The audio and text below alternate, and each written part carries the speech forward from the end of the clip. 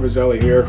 Introductory video for what will hopefully be first in a long series of short videos. I understand people are busy, information overload and that sort of thing, so I'll get right to it. Website is boxofsunglasses.com, and I'll just go through my books. The first one here, They Live, Great Society of the Undead. This is just a cover. Okay, of course, the capitalist pyramid, which is the bane of, quote, conspiracy kooks, and the so-called Federal Reserve note, an instrument of debt, otherwise known as the US dollar.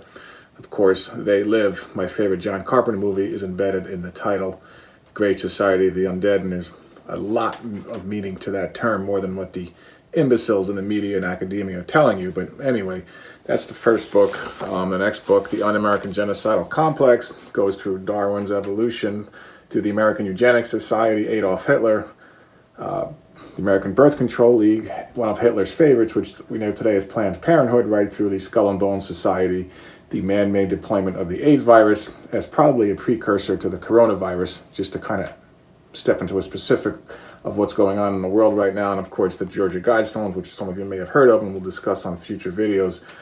And then finally, the shortest book, Pleased to Meet You.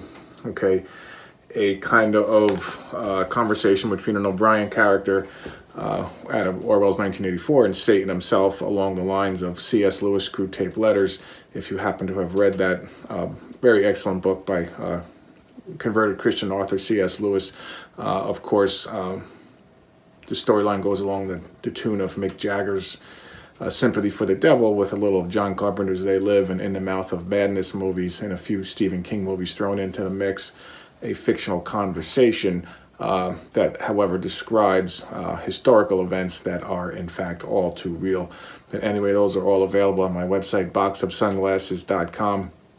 I don't do commercials. I don't do a lot of links to survival gear and all this other stuff, which you can get on other websites, and that's fine. I just choose not to get involved and over-commercialize things. Let me get very quickly to my three fundamental principles, and the first one, of course, being that the, quote, conspiracy is in fact centered on the Bible, and vice versa. The Bible is the core of the, quote, conspiracy. There's just no debating that. I mean, there's individuals that would disagree with that, and that's fine, and they have their little cult followings, David Icke and these kinds of people, Tex Mars and others, and that's fine. I'm not saying the information is wrong, but I'm just saying that they're missing a very large picture, portion of the picture, by not making the Bible the focal point of the, quote, conspiracy, and then going out from there. The Federal Reserve System, for example, I mean, Proverbs 22:7, the debtor is slave to the lender. You can listen to that, okay, or listen to hundreds, if not thousands, of, quote, economic experts from Harvard and the other scam colleges that want to tell us that the Federal Reserve System, which is the debt-based scam, as something legitimate. And I'll stand with Proverbs and the simplicity of what that has to say versus all the, quote, experts.